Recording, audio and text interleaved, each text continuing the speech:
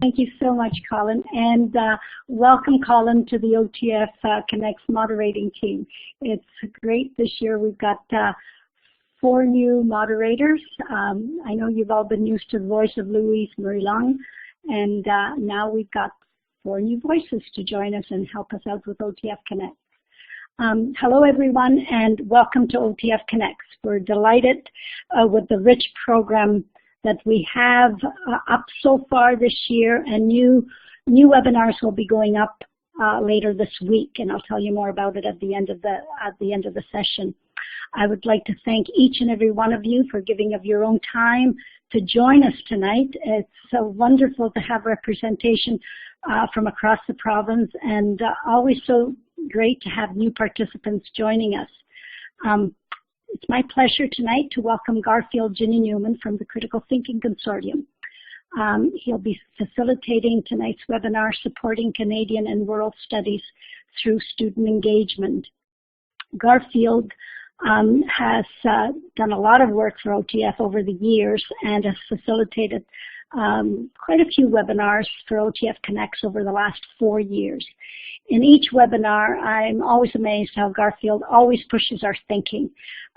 Tonight, he brings a wealth of knowledge and creative strategies to deliver the revised Canadian and World Studies curriculum. So, of course, always through a critical thinking lens. So welcome, Garfield. I now pass the mic to you. Thanks so much, Syria, and welcome everyone. Let me just pause and just ask Colin to make sure you can hear me okay. Yeah, I can hear you fine, Garfield. Sounds good. Perfect. Hopefully everybody else can, and you're in charge of your slides now, sir. Thanks so much.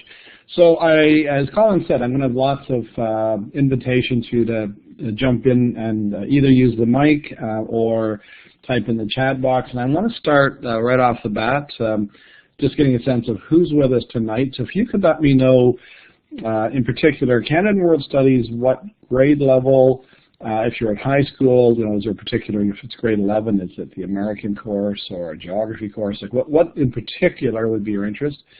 And it's also really helpful for me to know, are you in a different role supporting teachers, looking for strategies and ways to facilitate others in dealing with this new curriculum? So if you could just type in the chat window for me, it'll give me a sense of who's here and what the grade levels are that we should be touching on. So I'm going to pause for a moment and just wait for you to populate the chat box by giving me that information. Thanks.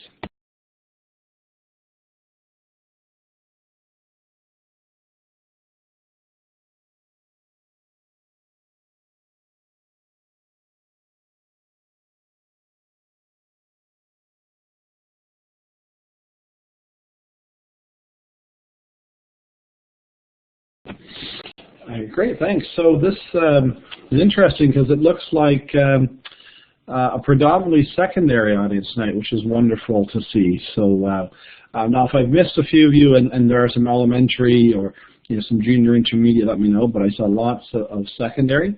So there may be times, oh, I see a grade 6, great. So we may, I put in examples for both, so we may jump past some a little more quickly, but just give me to pause and slow down. I want to just, I don't know how much time folks have had to kind of read through the front matter of the curriculum. So I just pulled up a few key pieces, and then we're going to pause for a bit of conversation. So here I've just pulled, some, as I said, some key comments. Visions and goals for Canada and World Studies, and this is common across the elementary and secondary. So, I just want to pick up on a couple of key things you'll see here. The vision for this curriculum, you'll see active citizens in diverse communities, critically thoughtful, informed citizens. So those are kind of some key words: critically thoughtful and informed citizens, active citizens who can solve problems, communicate ideas.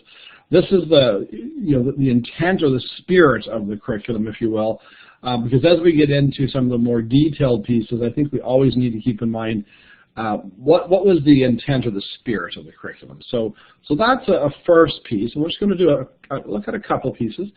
If you have gone into the front matter bit, you will see that new to this document is a stronger focus on inquiry.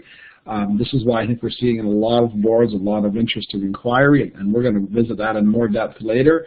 But you can see the ministry proposes an inquiry frame that puts formulating questions at the core, and looking at those overall expectations, and then engaging students in interpreting, gathering, organizing, evaluating, communicating. So, but you'll notice that the driving gear in this is the quality of questions that we ask, and we'll revisit that. So inquiry is certainly a big focus in this new curriculum.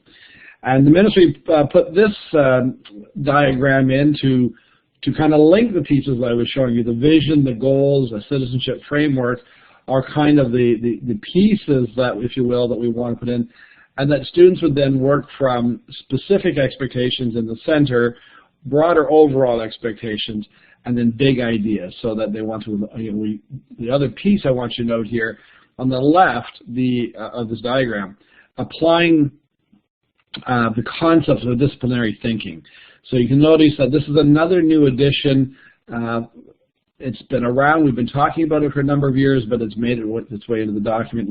Peter Seixas' work around historical thinking, geographic thinking, political thinking. So you see an emphasis which is somewhat unique to Ontario, where disciplined ways of thinking are valued. And by the way, some of you may have seen the report that came out from Historica this week. Ontario scored the highest in terms of its history curriculum, getting, I think, an A-. Alberta scoring the lowest. In part, I suspect it's because we do have a disciplined focus. We do look at geography as a discipline separate and apart from history, separate and apart from politics. Whereas in Alberta, for example, they teach social sciences as a lump. So these are some of the pieces, and Tom, I like the comments. I'm trying to watch the notes as well. The Wiggins and McTighe, the ministry, for some reason, as you say, has inverted it, moving to the big questions. Interestingly, gone the other direction. So one last piece, and you heard in Siria's introduction that, and I'm sure is no surprise to folks that we'll look at this tonight through a critical thinking lens. So these are, again, quotes that I've just pulled from the document, just kind of some key front material. Critical thinking, the ministry's definition, the process of thinking about ideas to make a judgment or decision making.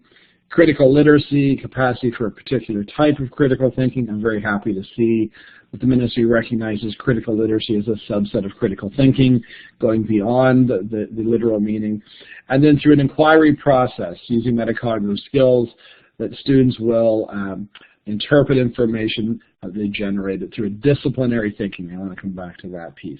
So those are some, important front matter pieces that have framed the document and framed the spirit of the document. So this is where I want to pause and get you to, and by the way, jump on the mic if you're more comfortable with that, or I'll ask you to just in the chat window. For those of you, and I'm sure all of us tonight have had some interactions, maybe teaching a course through this curriculum. There's some degree that we're interacting with it over the last year. From what I've shown you tonight, from what you've seen so far, I'm talking primarily right now the front matter, the structural, the spirit of this document. Would you see this as a renovation or a revolution? And just so I can explain a little bit what I mean by this, is the nature of the revision a significant retooling of our direction in education, or is it a significant shift away? So in other words, if it's a renovation, you would be arguing that I think we're building on, we've started from a structure and we're making some adjustments and some refinements. So it's a retooling, but it's still heading down the same road. It's still the current direction. Or is it a radical departure? So as you look at it, the focus on critical thinking, a focus on inquiry, a focus on active citizenship, what do you think in terms, I'm going to get to the details in a bit, but I just want to pause here and invite you to weigh in. And by the way, even if it's simply to say renovation or revolution in the chat window, tell me that, and I'd love to see your sense of that. Even more delightful would be to hear some comments why you believe that. And then you can see at the bottom, if you want, what are some implications on how this might change how we teach history, geography, how will it impact our delivery of our lessons? How does it impact on how students learn? And what, if any, are the concerns that it raises for you? So again, I'm going to pause for a bit and just follow the window and have you chat a little bit about renovation, moving down the same road, or revolution, dramatic departure, and what are the implications?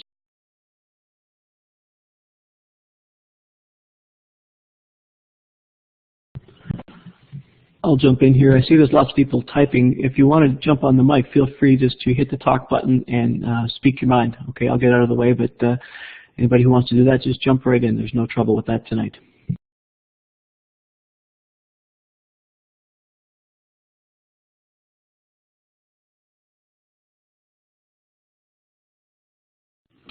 So just as I'm following some of the comments, I think it's interesting, Tom, that you raised that I sense from your comment that it's both a renovation with the potential to be a revolution, that it's heading down a path that there's been pressure to, or we've tried to go down for some time. So in some ways it's not a radical departure from where we've wanted to go, but then you point out if we could actually get there, it could be revolutionary. But the direction's not necessarily new. It would just be whether the results are.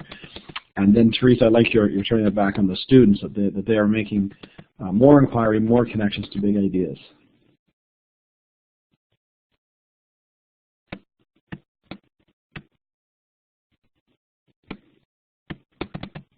Sarah, I really like, I'm not sure that's cheating, I really like that recognition, that add another R to our two R's. Is it renovation, a revolution, or a recognition of the research? I think that's wonderfully put. Thank you. Okay, so significant change.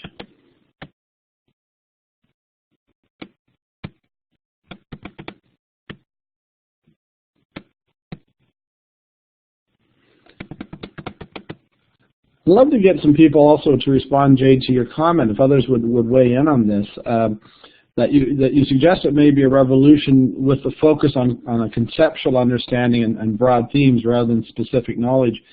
And what I'd like to pose, does that raise concerns for anyone? Does it raise red flags that we may focus on big ideas but kids have too limited understanding of the content? Does that come up? Or maybe you can comment on why that's not a concern, that we can do both. Any thoughts on that? I think the red flag for me is that a lot of the talk that we've just had now is about content. You mentioned big ideas and you mentioned concepts and things like that. I would hope that this curriculum is moving more towards skills, and that is probably why we are in more of a renovation as opposed to a revolution, is because teachers just aren't comfortable in teaching with the skills. I think that's where we have to go. Oops, I turned off my own mic. Sorry about that. Thanks, Tom. I think that's really interesting because my actual intent in this part so far has been, you may have noticed I haven't made reference to the nature of the content in the courses, and yet it still may be where we drift to in terms of how content is addressed. So you make an interesting point that it may be our comfort or our discomfort that's going to drive this. So renovation of content, revolution in approach. So it's interesting, more doing the subject rather than passive intake. Okay. So when people are agreeing with Tom's sense that this may be pushing us, any early indications on whether how successful that shift? Does there seem to be buy-in from the schools that you're in? Do you think we're ready for this shift? And I'll add to that, and Colin, I'd love to get your thought on this because I know you have a strong technology focus. I wonder if digital technology is going to be one of the factors that pushes us. It's just harder and harder to justify a content delivery course when much of that information can be accessed from our pockets on our phones. It seems harder and harder to think we can stand in front of a class and impart information to them. Is technology playing a role in helping push this shift? Just your thought on that.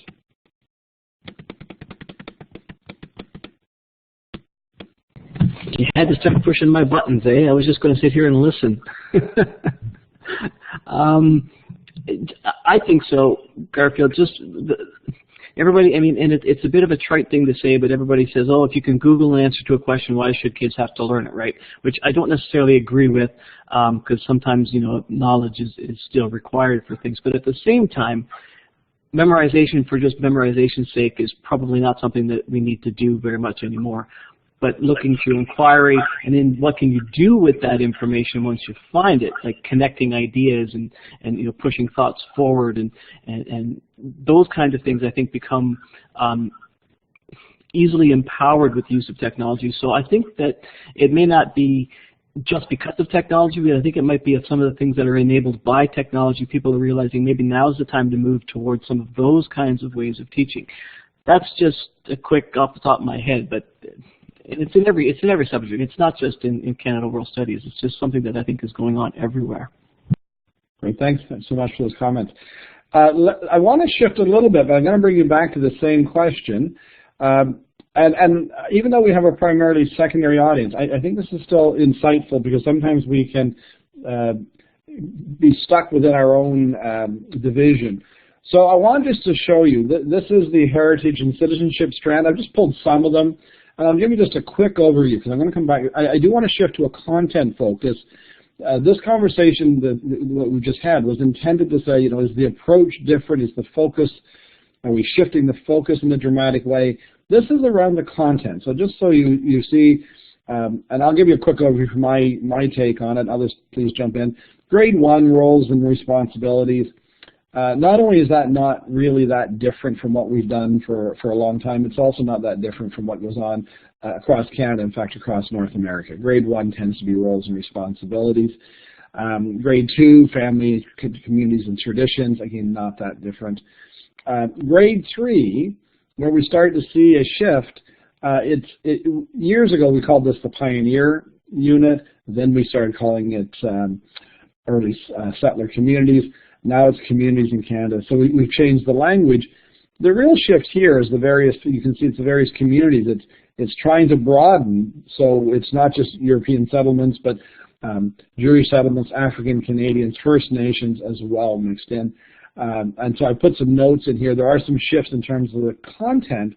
And for our primary colleagues, this is a bit of a challenge to find material that's age appropriate to address these different communities in the period 1780 to 1850. Oh, great. So, yeah, this lack of content we're going to come to. Great. You'll notice, just to give you a sense, and I'll throw my 2 cents worth in and you can respond. What we've done in Ontario is, in the past, grade 4 was medieval, grade 5 was early civilizations. So the ministry decided to combine those two essentially and move them back to grade 4. So instead of a 1 year on ancient civilizations and 1 year on medieval, which I thought were always backwards, they're now all crammed together into one grade 4 unit. So that's one shift. Personally, I'm not a fan of this, because the only exposure kids get to any world history before grade 11 is now grade 4. They get one shot at it. I personally find that somewhat appalling in a global world that we don't look at anybody's history but our own, and that we've shrunk the amount of time. But that's my political comment. The other important shift for our primary colleagues, and this is going to come back in the secondary, it used to be that we would look at typically we'd look at ancient Egypt, and then we might take a look at ancient China, and then we might take a look at ancient Greece. You know, one per term we'd look at a civilization. The shift now is it's really meant to be a comparative look. It's not meant to be a unit on or a month on a particular civilization. There's a shift away from that to look at how did various societies use technology to interact with their environment or something like that, or compare different ways of governance in different early societies. So there's a shift away. So there's no really, and you know, one of my worries is how much kids can understand Egyptian government but not understand its religion. Like, can they handle that thematic approach? But that is the the focus now is more of a thematic approach. I'll just quickly show what used to be the first unit in grade 7 got bumped back to grade 5. First Nations and Europeans, it's essentially the same stuff we would have done in the first strand in grade 7, bumped back 2 grades. Communities past and present, I find this a bizarre addition. I think teachers like it, but it's a broad, sweeping look at Canadian identity that really spans every time period already covered in our curriculum. So this grade 6, there's nothing in the curriculum that isn't already covered in grade 5, grade 3, 5, 8, 7, 8, 10. So it's kind of a bizarre why we felt we needed to add another unit. I personally, again, would have thought, why not give a little more time to the material we already had rather than creating a whole new unit. But that's what it is up to grade 6. By the way, just very quickly, 7, 8 is essentially the same time periods in history, except they've reduced it, which I think is very wise. Instead of 3 units, there are now or strands. There are 2 strands in each, so it slows it down a little bit. And one of the shifts or focus in the 7 is a much more social history focus, certainly in grade 8. A bit of a move away from a large political, economic history to a more social history. So that's some of the key pieces there. In terms of Canada and world connections, or more of the kind of geography strand, not a lot of significance yet. Grade 3, we went from rural and urban, comparing rural and urban communities, to living and working in Ontario. So it's kind of moved away to employment and land use in Ontario from the older version. Otherwise, not huge shifts in terms of content. Here is the high school. And I'll just comment, and others are teaching, so jump in and correct me and add to. You can see that, Teresa, you're absolutely right. It's a lot of content for them, and especially given the background they're bringing. You will see a few new courses here, Origins and Citizenship. I'm not sure how much it's being taught. I'd like to pick up on world history to the end of the 15th century. Again, like the grade 4. There seems to be a shift away from, we'll look at ancient Egypt, the Greco-Roman world, ancient China or Japan, towards a more thematic approach. Again, I have concerns how well students can handle a thematic approach without a broader overview. So I'd be interested in how people are handling that. The other big challenge in some of my students in my grad class, Jade, Tom, I like your comment, that approach. The challenge that my students are finding, one of them's doing their research paper on this, the world history since the 15th century. I used to be the modern Western civilization, the Renaissance to the present, or the Enlightenment to the present of the European. It then morphed to the West and the world. We began to look at a larger European focus with the implications on the world. And now you'll notice it's world history since the 15th century. The concern I know that people have is it's 500 years of world history in 5 months. It's a wide sweep. I know when I taught that course as Mod West, I had trouble getting through 500 years of European history. So I think there's some concern about the surface level that this may lead to. On the other hand, how do we balance and not have just a Eurocentric course? So these are some of the changes. What I wanted you to do, I've tried to give you a quick touch on. I see some good conversation going on in the chat. I want to take you back to my earlier question again, but this one from a content lens. Do you think the shift, and I'll phrase this 2 ways, is the shift in content a renovation, a minor, not maybe a minor somewhat, of a tinkering with the existing content? Or do you think it's a dramatic departure in content? And what are the implications of that? So, so not only do we need to help teachers with inquiry, but how well versed are teachers in a global history? Those who taught the Enlightenment for a number of years and are now teaching Mughal India. Like, how do we support teachers in the content itself? So I'm going to pause and just love to get some thoughts what you think of the content shifts.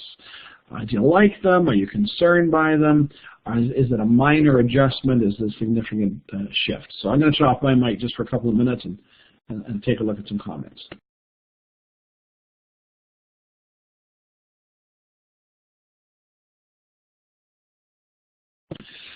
Yes, Tom. In this case, I am talking about knowledge content. I'm talking about what makes up the course, what materials I need access to, and that kind of thing.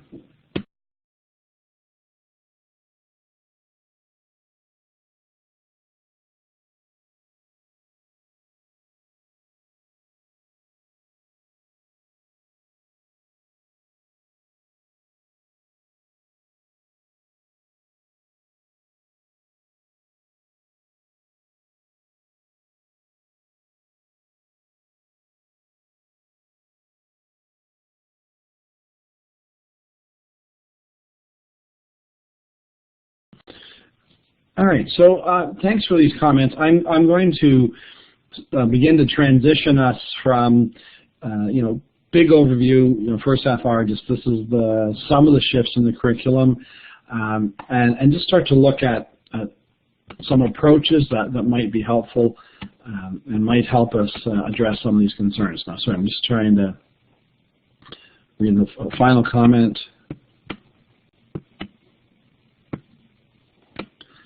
Okay, so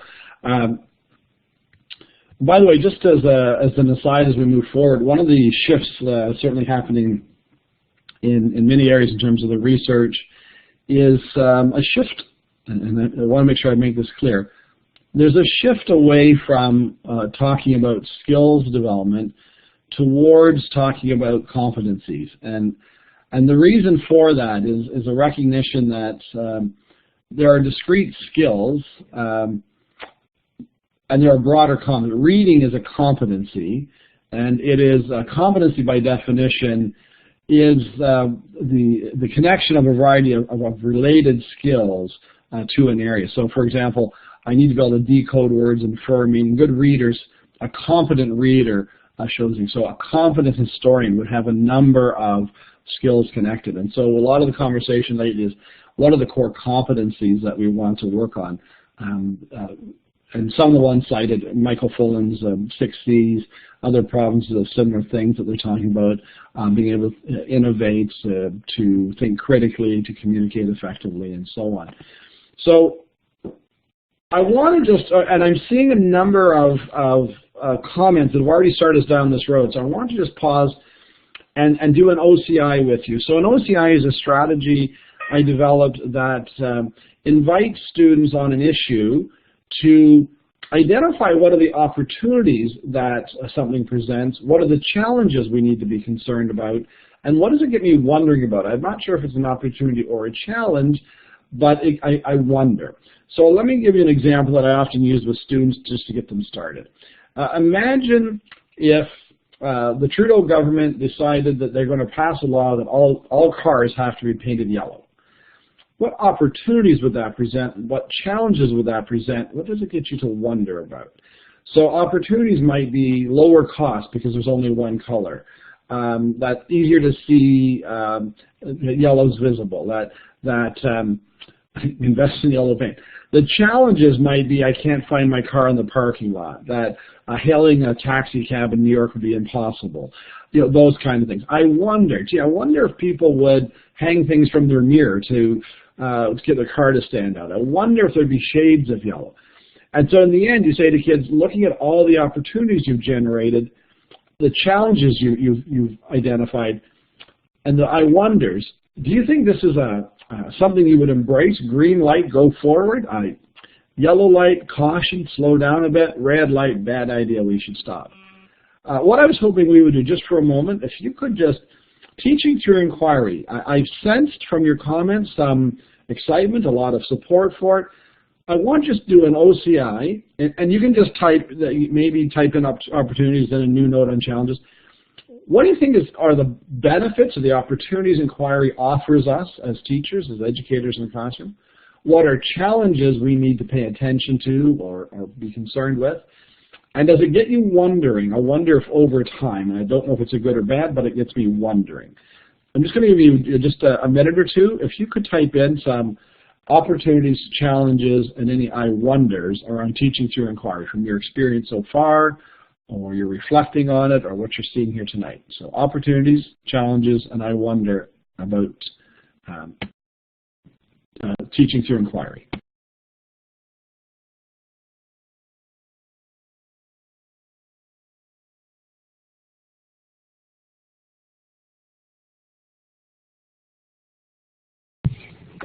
I don't know who put the engagement on there, but what a wonderful idea. As you type it into the chat, also feel free to grab the text tool on the whiteboard and put it right onto Garfield's chart there. I think that's a great idea. Perfect.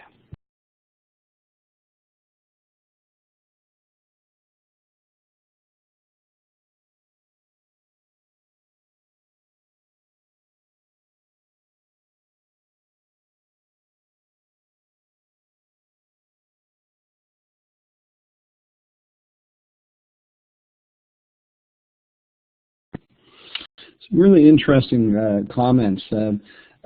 Stephanie, I think the point you made about the continuity, to be able to see that that big picture, that narrative emerging can get lost, an interesting challenge. I think it's interesting to see deeper learning as an opportunity, but also getting enough content to get to the deeper learning as a challenge. So it's interesting, some things can be both a challenge and an opportunity. Time to process, okay, great. So, useful skills, deeper learning, personalized learning.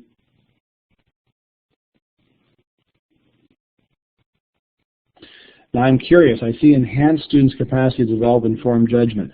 Spilling into challenge, is that suggesting it can be both an opportunity and a challenge? Is it intentional or just along the line? Because I think there's some interesting insights when it sits, okay, I think it's moving over, okay? Opportunity to differentiate, wonderful.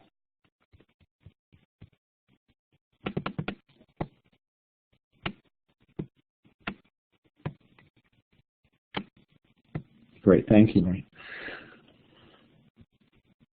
Okay, so I'm going to share with you some of my thoughts around this, and we'll see, I think, many of these parallel.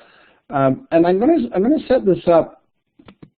I've set this up this way, what I call, I think I got a typo there, my apologies. Education's dichotomous, and no relationship with inquiry. On the one hand, we see that schools should embrace inquiry because, as you've noted, and I've put here, it increases student engagement. The research shows us this. It increases relevance for learners. We can more likely get kids to see value or relevance in their learning. Many of you noted it fosters deeper understanding. It helps kids make connections across subjects and across issues within the subject. It supports collaboration and encourages metacognition. These are research-based reasons that we embrace inquiry. And yet at the same time, we have this, there are these fears. And many of you have raised these, so I'll just touch on it quickly. We need to keep in mind as we embrace inquiry, inquiry is grounded in curriculum issues, not just student interest. So at times, I mean, we will talk about, allowing students to select the focus for their inquiry. I can only go so far in that. I do have a curriculum to teach.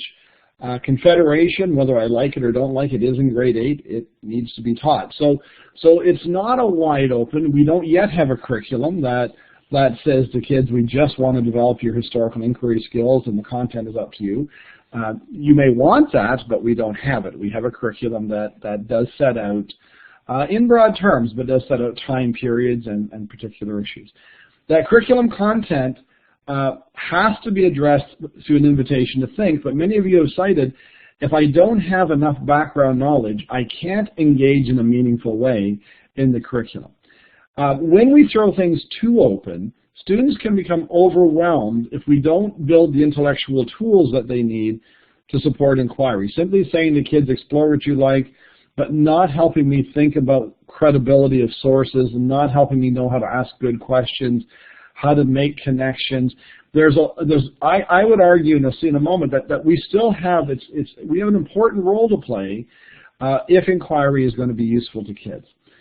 And the big issue that has come up tonight, and I'm repeating again, is foundational content knowledge needed for inquiry. And I just want to show you this, and many of you I'm sure have seen this. inquiry-based learning has emerged, very popular, lots of conversation these days. But I want you to note the diagram on the bottom, the dashboard. That's from the work of John Hattie. I'm sure many of you have come across John Hattie's book on visible learning. John Hattie has looked at, sorry, just going to put this up here. John Hattie has looked at, I think he's up to 1,300 studies involving over 80 million children across the English-speaking world. And if you want to know the impact of adding digital technologies to the classroom, what's the effect size on student learning, cooperative learning, direct instruction, whatever it is, John Hattie has crunched the numbers and said, okay, here's the effect size. And he uses the cutoff as 0.4. This is where we're making a difference for kids. And you will see inquiry-based teaching came in at 0.31. It came in at below the cutoff. A lot of our work in the Critical Thinking Consortium, a lot of my work myself is around inquiry and engaging kids in meaningful inquiry. So when you see this research, there's a little bit of a, whoa, it's not having the impact that we thought. Interestingly, just to give you a couple of quick examples, Alberta had been hitting down a very heavily inquiry-based approach in their curriculum. Their math scores have dropped 5 years in a row. They've gotten very panicked. They're very proud of a world-leading education system. And for a while, the former Premier Prentice, was going to pull the plug on inquiry and go back to rote learning for fear that it wasn't working. People were complaining that kids don't have basic content, basic numeracy, basic literacy.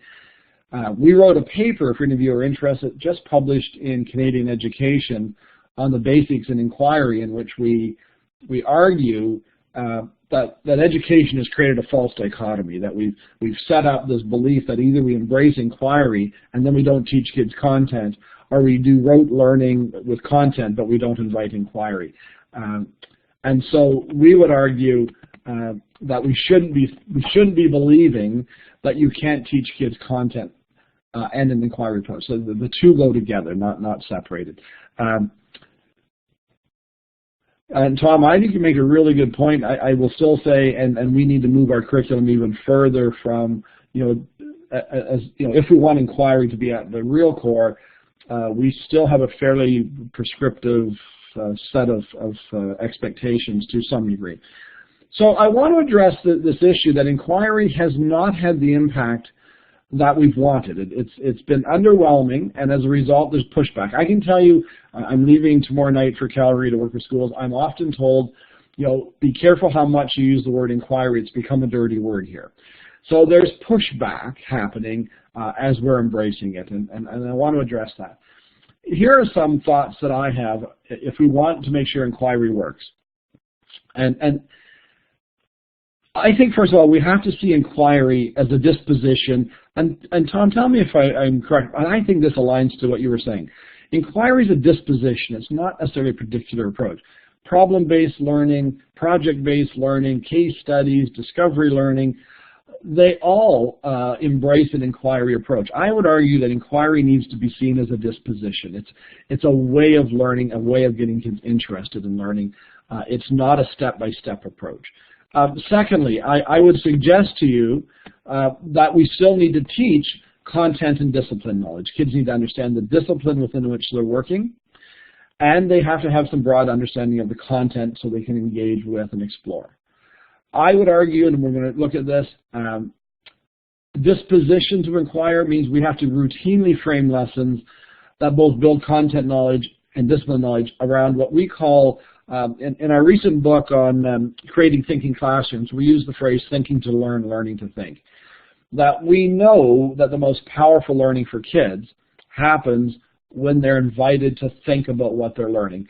Simply handing over information is probably the least powerful. The most powerful is that we engage kids in thinking about what they're learning. But that also means we need to teach them to learn how to think. So we have to build the competencies for them. I'm going to argue that we need to frame learning around rich, authentic tasks, and that I'm going to show you in a little bit that we want to launch, in my view. Far too often, I think inquiry lies at the end of a unit after we front-end load lots of content, then we turn things over to kids. I would argue we should start with a launch, let kids start exploring, wondering, and then we layer in, and I would use the term that teachers choreograph learning, okay? So that teachers create the experiences, the opportunities for kids to explore, and we need to adopt what I would call a fail-forward approach to learning, where kids start to see learning, and I'm going to have to unpack this just for a moment. Tom, I couldn't agree with you more. Inquiry is the access point to content knowledge. Give me a purpose, give me a reason, start with the invitation to inquire, and I'll learn content in a purposeful context. By the way, when I use the term fail forward, so I'm trying to keep up with your comments, and with a male brain, multitasking is not my strength, so I'm trying to read comments and then I get distracted. It's like a rabbit goes by and I'm lost. Anyway, I will try to, just want to read this comment. 30-page inquiry, too much. Okay, good comment. Let me go back to fail forward. Fail forward. Kids need to see that that failure is an opportunity to learn. It helps us move forward. John Cleese of Monty Python fame, when I was doing some research for the book and I was researching on creativity, John Cleese said in a speech that there was another member of Monty Python who he said in his view was far more naturally talented than he was, and yet he always produced better skits. And he was always puzzled as to why his skits turned out better, even though this other fellow was naturally more talented. And he said, I realized that he would come up with an idea, and that was the idea he'd run with. He said, I wouldn't. I'd come up with an idea, and I would work with it, and I'd rethink it, and this is the phrase he used that I loved. He said, I learned to live with the problem longer. And because I learned to live with the problem longer, I produce better skits in the end. I think that notion, we have to let kids live with the question, live with the problem longer, which means I need to pose it at the outset, and then we explore it. And when they realize that the path we're going down is not working, they gather, that raises new questions.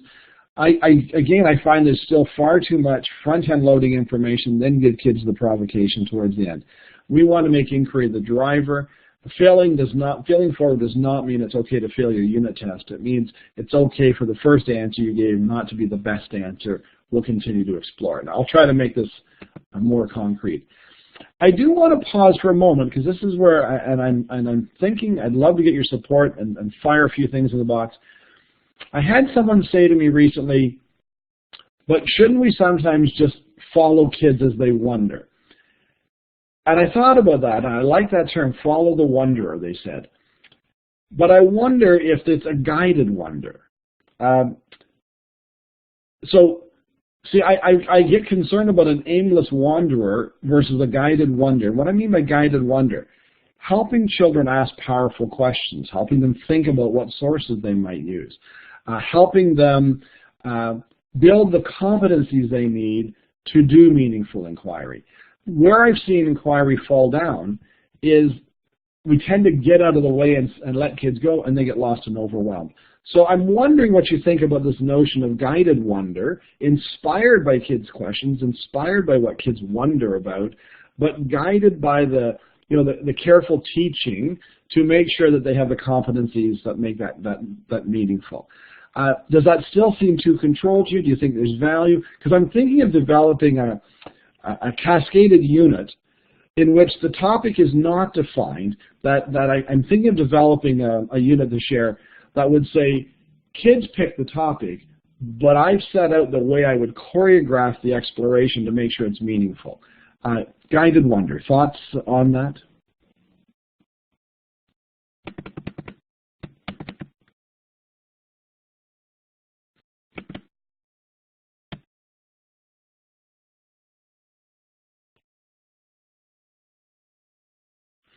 And let me just clarify, Lorena, when I'm talking about guided wonder, and I'm not saying I would do this in every class, but this is the time in which kids get to pick an area of their interest, that personalized learning. What would you like to explore? What I'm wondering in my mind is, when kids pick the area they want to explore, what is my role as an educator? As we shift from, well, it's not content delivery necessarily, what is my role when kids define the what they wonder about. That's what I'm thinking about.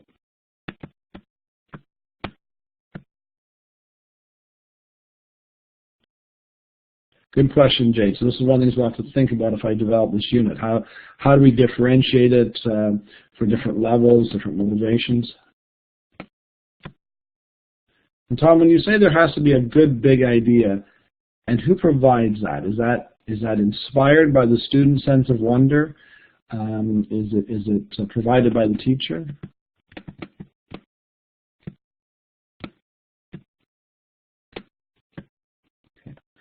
So I want to keep an eye on our time. I want to continue to shift, but I'll try to monitor. One of the things that I want to balance, the student side. So on the one hand, in an inquiry approach, we can invite kids to wonder and ask questions. But at the same time, I think schools need to be a source of awe and wonder for kids. And what I mean, and first of all, don't you love this picture? It's one of my favorite pictures. I just love the look in that boy's face. Maria Montessori used this phrase that schools need to inspire awe and wonder, and I do think. I mean, I can remember in schools, in university, and high school, being turned on to a subject, an author, a genre of some kind that I didn't know anything about before, but a good teacher, lit a fire, just got me excited. And I do think that is one of our roles, is to take a curriculum that can sound pretty dull and inspire kids and get them to wonder about. Sorry, I'm just reading the comment about gradual release in the inquiry process. Absolutely, as we move towards certainly high school. Others mentioned the younger grades that they need more support.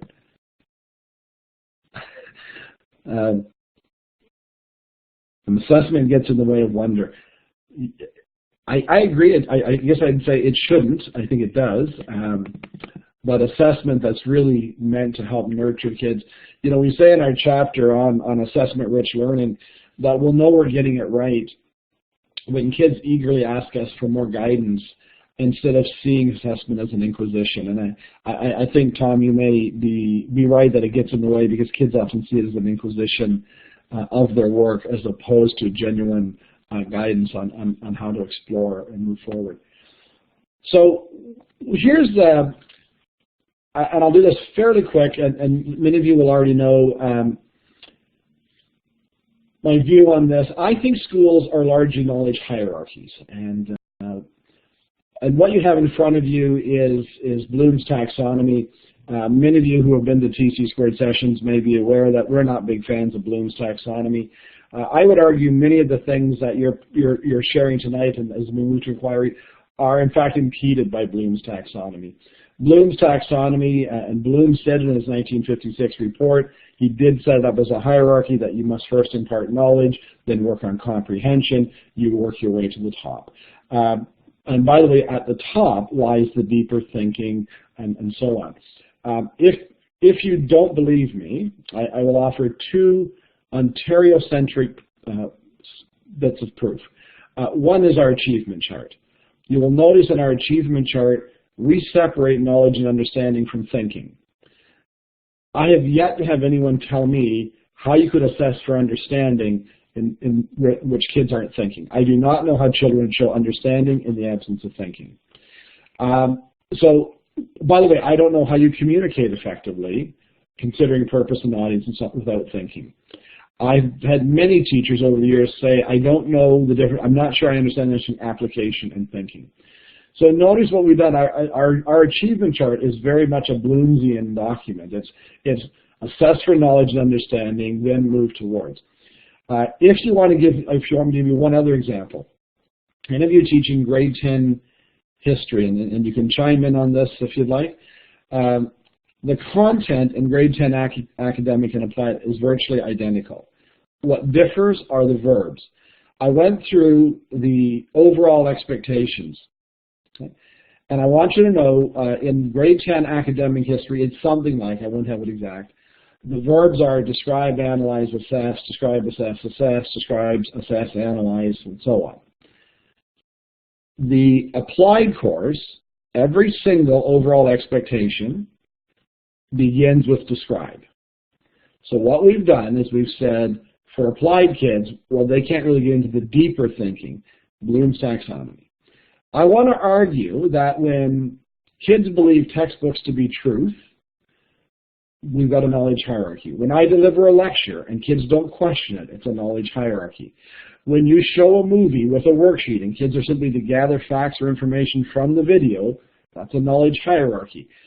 Videos we select, lectures we deliver, textbooks we provide kids, they see them as some kind of truth to be consumed. I want to suggest to you that we need to shift to knowledge networks.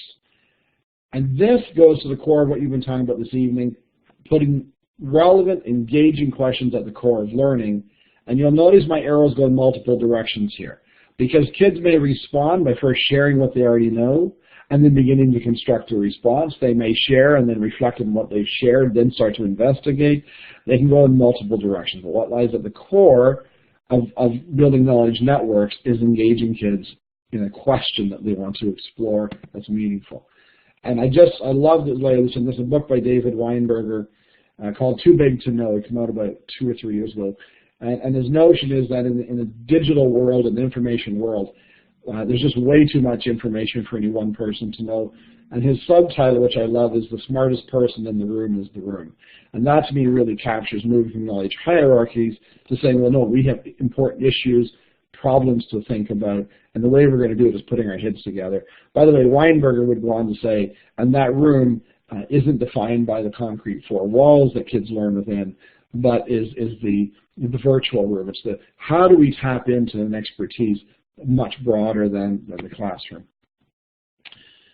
So just as we shift, this is something new I've been playing with. Oh, absolute time. Groupthink. This is why one of the key competencies that comes up in almost every area that I work, and every jurisdiction I will go to, is collaborative thinking, getting kids to put their heads together to solve problems. This is something I'm playing with in terms of degrees of authenticity. And love to, again, just is this worthwhile? Is this useful? Would you like to see more? Because I'm thinking in the next few months to try to write an article to unpack this. But I'm calling this moving from fake to real. And I'll give you, I'll try to do this really quick. I've got 2 axes here. So on my x-axis, fake to real is dealing with product or performance. So in terms of my assessment task, is it a fake task? And by fake, I mean something we do in schools that you won't do typically once you leave school. Things that kids associate with school, but they don't see it as connecting to life. Okay, so the further we move along my axis here, we're looking at moving towards more authentic tasks. But my other axis, the y-axis, is purpose or audience. So I could have a task where my task is fake, but it gets beyond the class. Let me give you an example.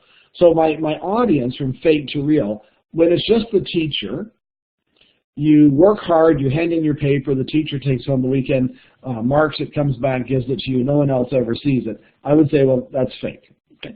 But when I have to submit that paper in a blog, so it's going to be seen by other people, or it's going to go into an essay competition. Now, as I play with fake, real. Fake is, and I would argue, a test. So you can see mine down there. That this is what we typically do in schools, that kids don't really see relevance beyond school, but they have to do it to get their marks, and the teacher's the only one who sees it typically. So I call that fake. I would argue that often historic as the heritage fairs, to me, would be real fake. There's a real audience. So kids assemble all this evidence they found, they stick it on a board, and they put it into the heritage fair. That's not really doing history, but we have created an audience beyond the class. So it increases the fake real, it moves up that way because there's an audience beyond the class, but it doesn't really get kids doing history. What if I said the federal government is urging the inclusion of more women on our paper money?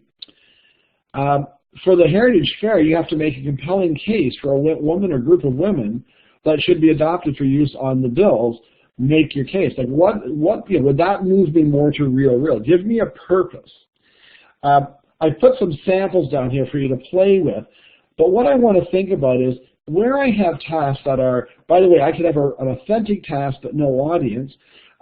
Kids build, I've been in classrooms where, man, kids build such cool models, of landscapes or of ancient sites, but they get brought in, teacher marks them, they sit on a shelf in that teacher's class, their class looks cool, but unless you're in that class, you'll never know about it. What if we said, no, those models are going out to the ROM for something, or a local museum, or they're going to be shared with the grade 4s who are also, you have to create a model that you will take to a local feeder school that will help the grade 4s learn about that civilization.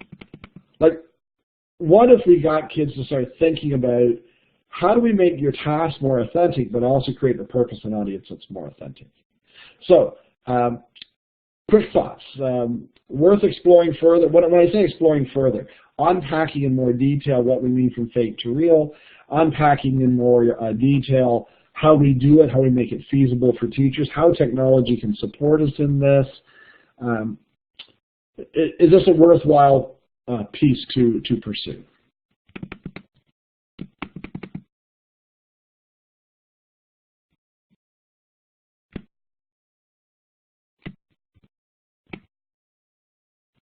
Well, I know I've seen this a few times now, Garfield, and I totally think it's worthwhile pursuing, and I think this should be a session on its own, this discussion of degrees of authenticity in, for example, assignments and assessment. Getting back to what Tom had said earlier about assessment getting in the way, this could be, a way to approach assessment in a different way. So, yeah, I think we need to explore more on this. I think it's really cool. And I'm also noticing here that we're at 8:30 now, so just pointing that out to you. I turned my mic off, so thanks so much. By the way, just as a reminder, Colin, you mentioned that I had shared this with some science folks, and their initial reaction was not liking the term fake, finding it might be insulting. But by the end of the conversation, I actually found it provocative, and therefore people tended to pay attention more. So I've stuck with the fake to real. And Megan, I think that exactly for the reason you cited, I think some subjects are naturally more inclined to real in the arts, for example, in drama and music. So I think it'd be really worthwhile to explore this in other subjects in science and math and history. How do we use more authentic forms of assessment? How do we make more authentic audiences? By the way, the piece I haven't added to this, and because I don't know how to make it 3D, is the authentic forms of input, so that kids are learning the content through more authentic sources than necessarily textbooks and so on. I want to touch on, we've been dealing with inquiry, and we're going to move into some very concrete examples of what we might do to take this curriculum and deal with it. I want to argue in favor of what I call sustained inquiry. So not just inquiry, but a sustained inquiry. Some of the research that we looked into in writing the book suggests, the phrase used here is that the power of inquiry is not in the asking of a single question, but in how we sequence a series of questions that leads to sustained or ongoing inquiry.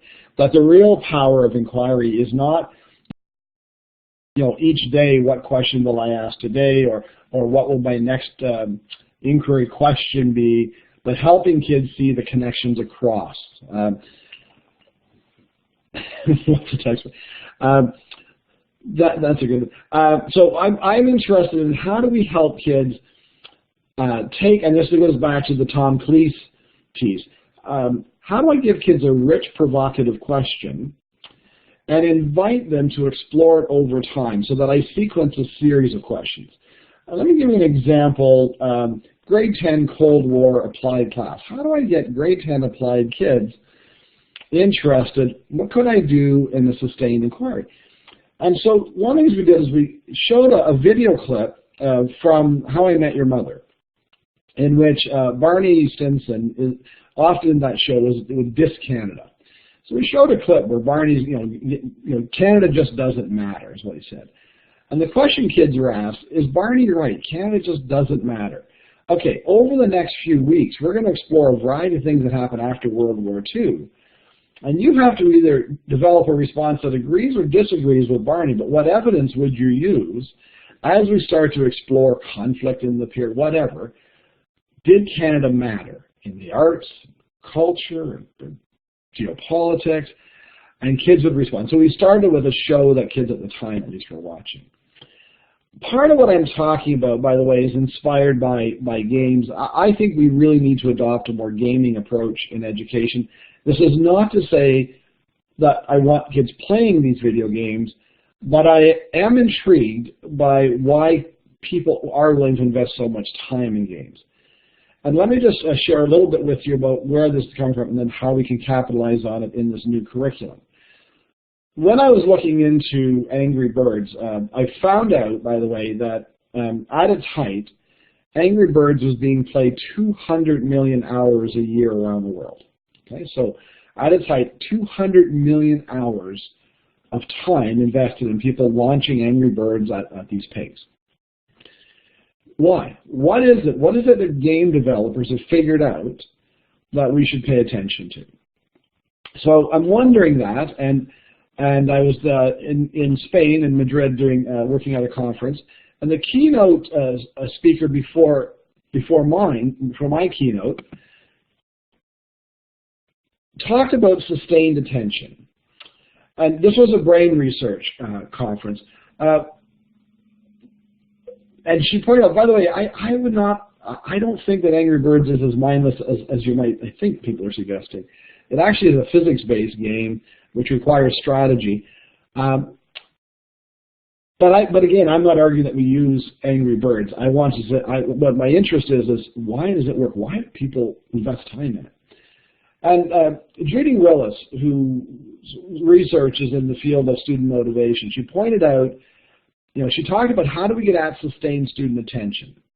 And what I thought was interesting, she pointed out that sustained attention connects to the pleasure center of our brain. People pay attention to something because they get some satisfaction from it. It meets some need. I have a problem to solve. This will help me. I have an interest, whatever it might be. But it's the pleasure center of the brain that has us pay attention. People have trouble paying attention to something for a long period that has no relevance, no interest at all to them. Dopamine is the neurotransmitter that is released in the brain that contributes to pleasure. So when we get a shot of dopamine, it tends to support perseverance, motivation, and so on. By the way, coffee is a dopamine booster. Chocolate's a dopamine booster. But the key thing she pointed out, which was my aha moment, is when she pointed out that being successful at achieving a challenge is a major source of dopamine. So when we have that aha moment, okay, so I'm just coming to this. If we have that aha moment, by the way, playing video games, if you will notice, they start with, if any of you have played Angry Birds, you will notice that the first level is very easy. You will have enough chance of being successful that will keep you going. They're very smart. The research suggests you need to be successful a minimum of 20% of the time for inquiry to give you that dopamine boost. Okay? So if I'm posing a question, by the way, if it's too easy, I haven't been challenged, I don't get the dopamine rush. If it's too difficult, I have little chance of success, I don't get the dopamine rush. So what we want to do is we want to launch with an invitation to get kids wondering or thinking about offering an answer with a chance of having some success and layering in, okay, additional information, and they have more aha moments. Let me show you an example. So what I want to do is shift our language. I'm just having this conversation with someone today. I think typically in education, we use our tasks as proof that kids have learned. So if you look at our language, I think this would go to Tom's point earlier. Notice we use assessment tasks, summative assessments, culminating activities. All of these terms make our assessments proof that you've learned. They make it the end. Okay? So I'm going to teach stuff, and then you have to prove you've learned what you were to learn by completing this task. I think that's backwards. I think the task is the invitation to learn. It's why kids come to class. It's why they want to learn. We give them a task that they find interesting. And when I say teachers choreograph, We may select a reading that will help move them forward, a video, we guide them, we decide when I need to do a teacher-directed lesson that will move them to the next step. So, exactly, assessment that truly is for learning. My apologies, this is a Canon World Studies high school audience. I'm going to show you really quick a grade 2 science, just to give you the example. We were looking at, this was the issue, growth and change in animals, and the inquiry for the kids is how can we use our understanding of animals to help them live healthy lives. I was asked to do a model lesson 5 minutes into the unit on the very first lesson. I handed kids a little booklet, and I said, if you were to create an enclosure for the monkeys, or whatever animal they were given, what would it be? Draw me your enclosure right now, go. Notice I didn't front-end load any teaching. I said, if you had to create the enclosure for this animal, what would you do? Go. This is what one little boy drew 5 minutes in. That's the monkey cage. You can see a banana, ooh, ah. You will notice we are going to explore related questions in the coming weeks. Okay? How can we create a place for an animal that will meet its physical needs? You're going to create a sketch. What needs to be in that enclosure that will keep it safe and make sure it gets exercise? What does your animal need to eat to stay healthy? What's important to know about care and handling? Each time we explored a line, it fed back into allowing the kids to improve, continually improve. A few days later, as we had been exploring more lessons, this is what the same boy drew a few days later. So notice he's gone from this, and as they learn, he's thinking, oh yeah, I need to add this in, I should add this.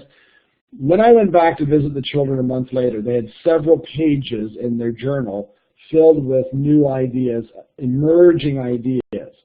This is what I'm thinking about. How do we do this with kids where we invite them to offer an initial thought or reaction, and each lesson they get to go deeper, they get to expand, they get to improve on, and so on. So instead of now that I taught you all this stuff, respond to my question, we want to flip that around. By the way, this is J.K. Rowling planning out her Harry Potter series. I want kids to see how ideas don't jump out of her head fully formed. She mucks about, she crosses things out, she moves things around. That's what inquiry learning should look like. It's messy. You don't arrive at the answer, you explore, you challenge things. By the way, this is a page from, absolutely, sorry, I'm just reading, essentially making connections is thinking. This is a first draft from Darwin's Origins of the Species, as he's starting to draw ideas, make connections, cross things out. Okay? So what I want to show you, absolutely show, we've been developing what we call a thought book, a place for kids to muck about with their ideas. I'm moving now to, so how do we make inquiry, if inquiry is driving this new curriculum, how do we make sure it's a routine part of learning? It's every day. It's not sit and wait until I can fill your head with information, but even when I am teaching content, how do I make sure it's an inquiry lesson? So I got a couple of things I want to share with you that might be helpful. First of all, when developing the big overarching question, how do I make sure that I've got a good, rich question that will guide students? I have to tell you, I find the ministry's framing questions very hit and miss.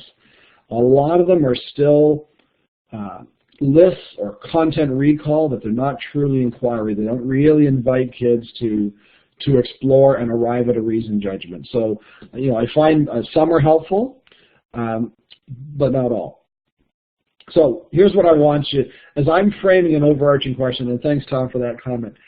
A good overarching question should invite a reasoned response. That children should have to come up with an answer that uses evidence and applies criteria to arrive at a thoughtful decision.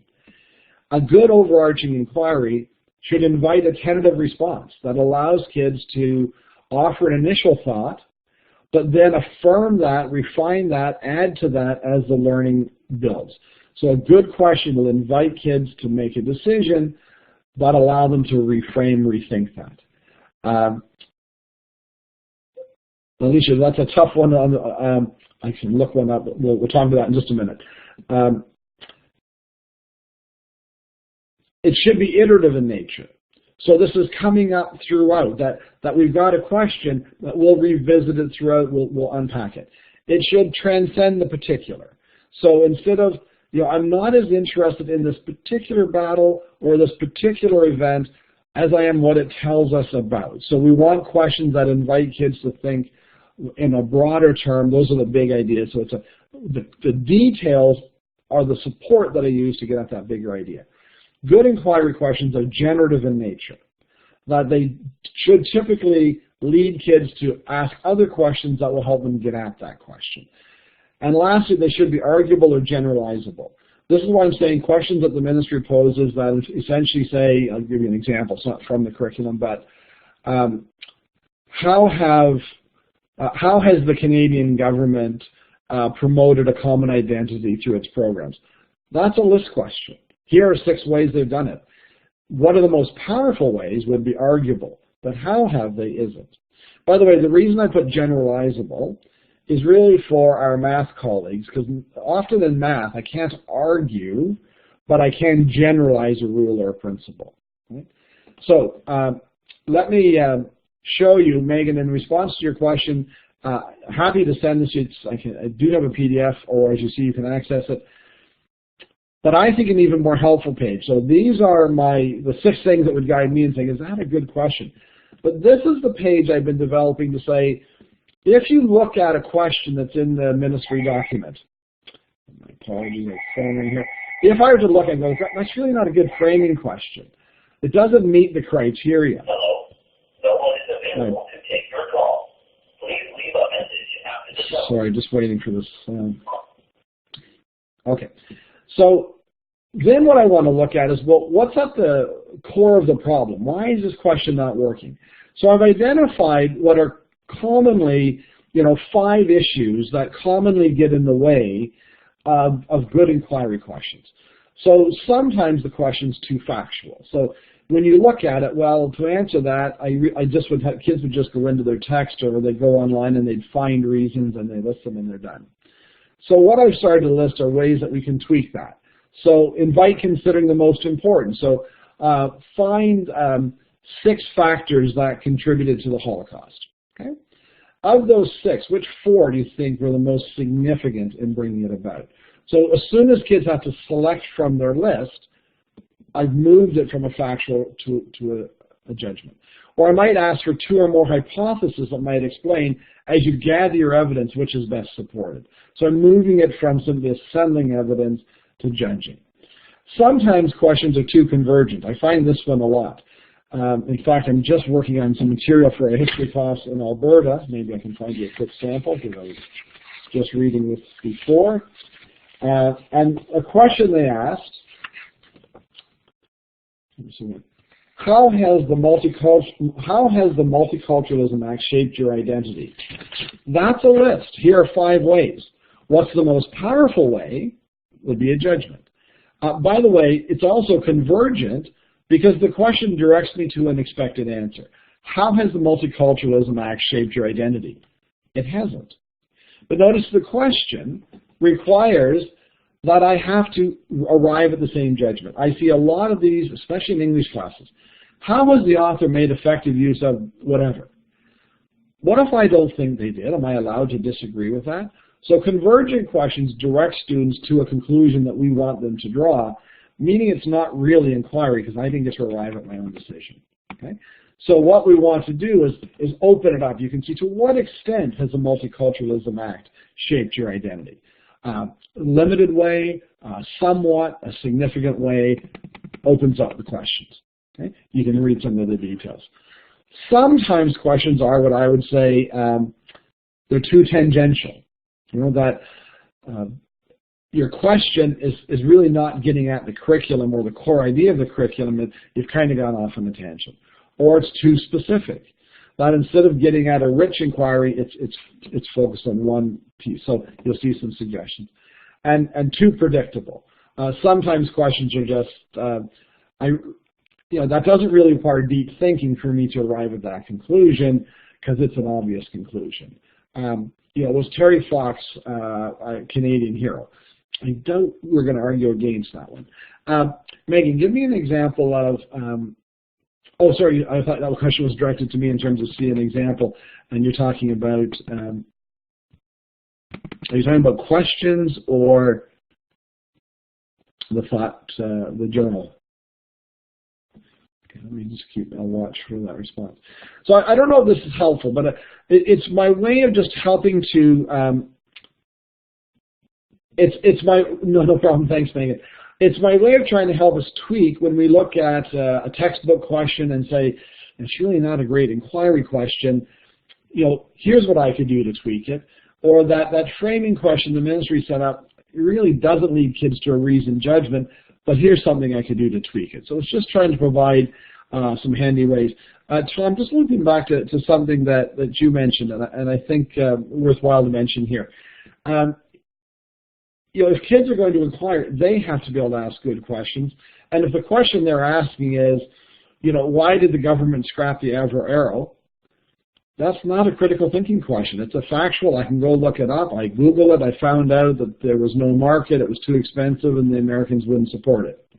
There, I'm done. Have I made a judgment? No, I just repeated back the evidence.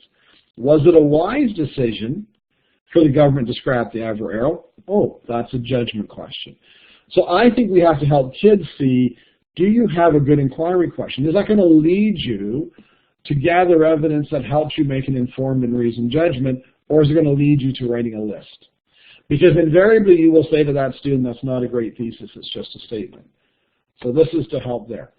Here's one other, actually I'll jump by this because we didn't have grade 2 teachers. I'll show you the next one.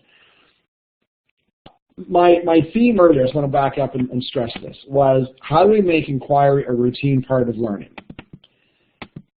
In the new curriculum, we have a strand. We have the strand A in our curriculum is historical inquiry or geographic inquiry or whatever it may be. What I want to show you is, first of all, I find as teachers, we often go into strand B, World War I period, and we decide what we need to teach. So we tend to focus in strand B, which gives us a content focus now.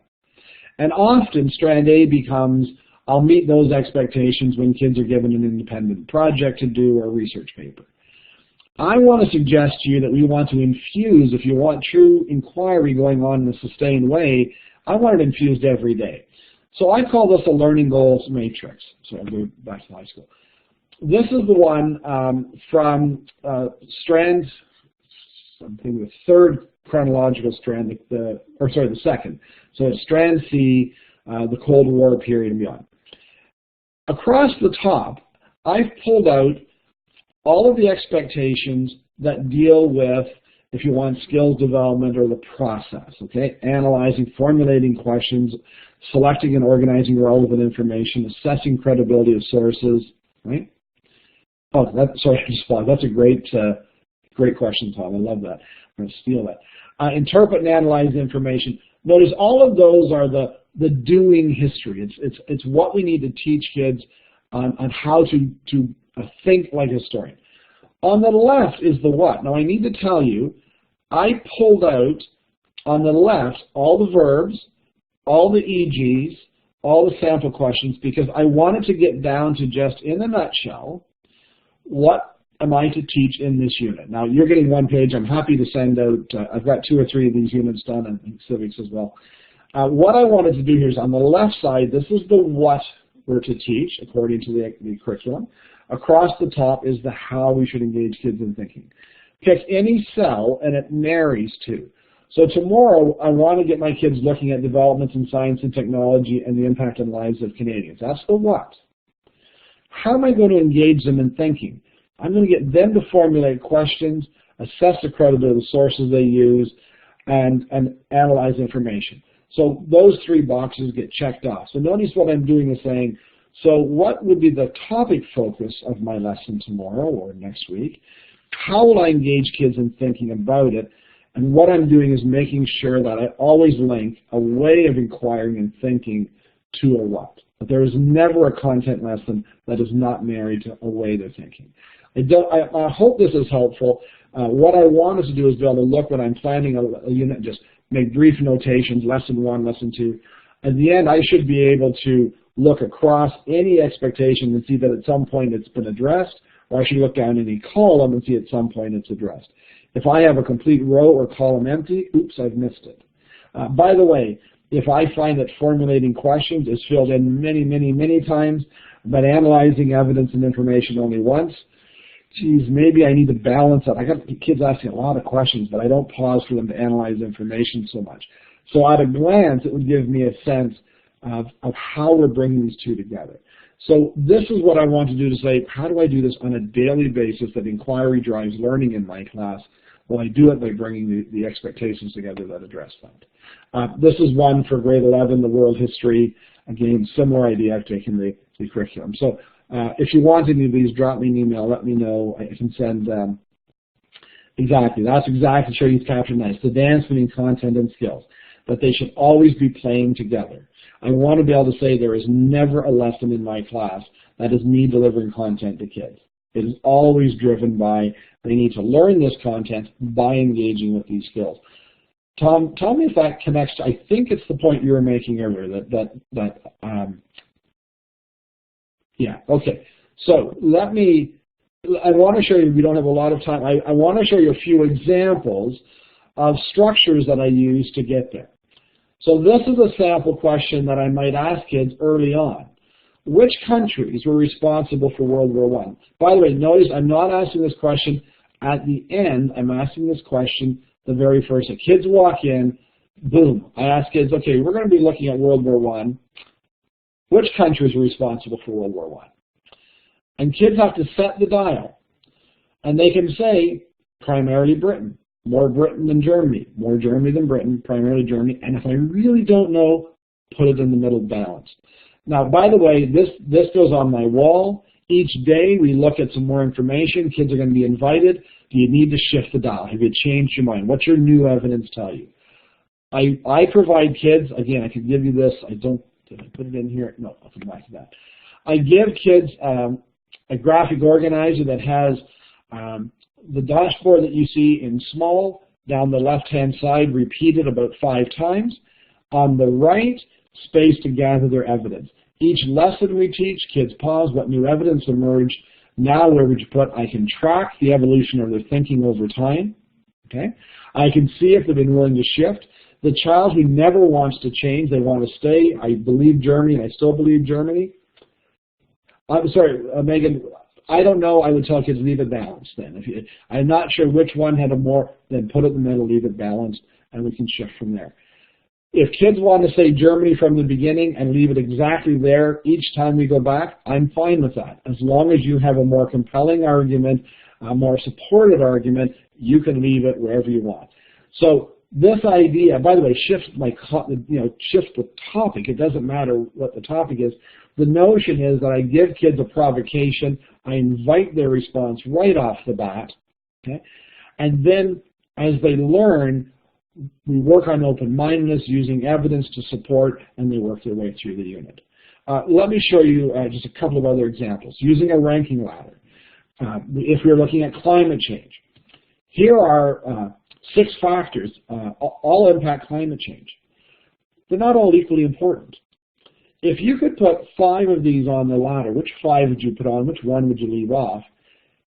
And which one would you put at the top, the most important, down to the 5th most important? So, by the way, if kids want to put cow farts on the top because they laugh and it's cow farts, great, put it up there. As we build our ranking ladder, by the way, note again, I'm going back to my theme here. It's the lead off, it's the very first day. We're going to be exploring climate change and factors that are contributing. Which do you think is having the biggest impact? Tomorrow we're going to watch a video, do a reading, do a teacher-directed lesson. And I'm going to pause and ask, do you still think you have the right 5 on the ladder? And do you still think you have the right order? Anyone want to change their order? As we work through the week, you will either affirm your ordering, you will alter it, but you will build deeper and deeper understanding and better answers. So you'll see what I'm doing is trying to launch with an invitation to explore or wonder or question and give kids a structure or a vehicle to respond. But again, I want them to live with the problem longer. As we explore different aspects of this, you may change your mind. 43. I have more examples, but I knew we would only get through so many. What I want to kind of set up tonight is inquiry, a powerful way to learn, driving our new curriculum, but we need to be careful that we're giving kids the competencies, the skills they need to be successful at inquiry. that we're helping them build the background knowledge they need, that we're giving them structures that will support them, and we need to let them muck about. Like one of my key things I will say to you in this curriculum, let kids explore, let them wonder, let them be wrong and decide, let them change their mind. Find a way to do that on a daily basis. If we can find those provocations that launch the learning and then each day have kids explore, I think we can move us more and more towards an inquiry frame grounded in the curriculum. As I said, we're out of time. There's lots of more examples of these. In fact, I've been creating for my students a last comment, and I'm going to be working with a school district in Alberta and seeing if we can put together a bit of a book. We've been I'm up to 23 quick lessons for thinking, 23 strategies like this that help teachers prepare lessons that invite good thinking and exploration and inquiry, but should take 15 minutes or less to do, that don't require a huge investment in time. So how can we create those structures? And so far I'm up to 23 of those lessons, and so if you're looking for some thoughts, just let me know. Let me, sorry, just see Megan, flipped classroom. Be careful of two things. I'll just make a quick comment. I think there's some potential in flipped classrooms. Let's be careful, though, that we don't flip the classroom to send. Sometimes the flipped classroom becomes send the more boring stuff home so we can do exciting stuff in class. I would argue get rid of the boring stuff and just make it all exciting. Two, be careful we don't create a huge inequity. I worry that my daughter comes home to two educators who are here to support her. Another child goes home to a single parent working evenings. So be careful. What are the supports I'm putting in place when the work is sent home that I'm not creating inequity for some kids? So those are some cautions. I think, though, in answer to your flipped classroom, if we provided certain structures, like I'm showing you, ways for kids to organize their thinking, I think that could help them. We make sure they access the content knowledge they need and the ideas in classrooms, and then they do their thinking in a structured way that we help them with. Might be an answer. But those are just a couple of quick cautions. Okay, 9 o'clock, and you guys have been working all day. Yeah, that's, sorry, that comment, less than 15 minutes. Some of the issues, good teaching, but if it takes me 2 hours per lesson, I have to have 3 lessons tomorrow, that's 6 hours. It's just not going to happen. We just can't do it. So if we can find structures that can be quickly used by teachers, but create powerful opportunities to think and engage kids, then I think we can move down where we started. We may move along that revolutionary trail a bit more, but I would argue only if we can make it manageable for teachers. If it's going to mean that we have to invest 5 and 6 hours a night preparing lessons, we're not going to get anywhere. So we need structures like a few I've shown you. I think that can help that. I'm going to stop there and let people get on to their lives. I'll turn things back to Syria has a wrap-up comment, or Colin, but I'll turn it back to somebody. Thank you so much, Garfield. It was a very rich session, and thank you for engaging everyone in very thoughtful discussion tonight. We shared many creative ideas to engage students in good thinking and ultimately inquiry. I'd like to thank each and every one of you for giving up your time to join us tonight, and for actively participating in the chat. It was quite interesting reading all the comments that you had to share with us. You'll be sent a follow-up email tomorrow with links to the recorded session and the resources referenced in tonight's session. Please take a few minutes to fill in the exit survey. You'll find the link in the middle of the page that's on the screen there. Your feedback is really, really important to us. We read them and we use your suggestions to improve the program as we move ahead. Many over the years have asked for certificates of participation, and this year, for the first time, we do have certificates. There is a hook, however. Once you fill in the survey and submit the survey, then you'll be given a prompt to create your own certificate. Save it as a PDF and you can print it for yourself. Do use the link at the bottom of the screen to check out the upcoming sessions, and do share that with your colleagues and encourage them to participate. We finally have the go-ahead to post quite a few new sessions, so probably later this week, early of next week, we will have quite a full calendar of events between now and the end of May. So do check out the calendar often, as new sessions will be posted. I'd like to thank Garfield, Colin, for all his work in supporting us tonight. Thank you, Colin.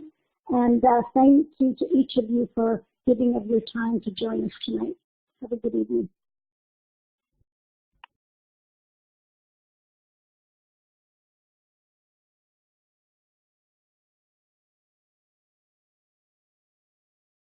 Yes, it is always great to hear Garfield.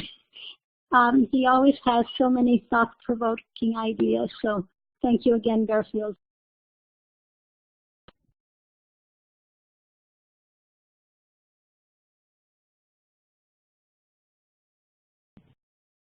Yeah, and I'll just echo that as well. Thanks a lot, Garfield. Thanks everybody else for coming. So after you're all done here, unless you have something else to add, you can log yourselves out, and then we'll see you in another session. Thanks very much.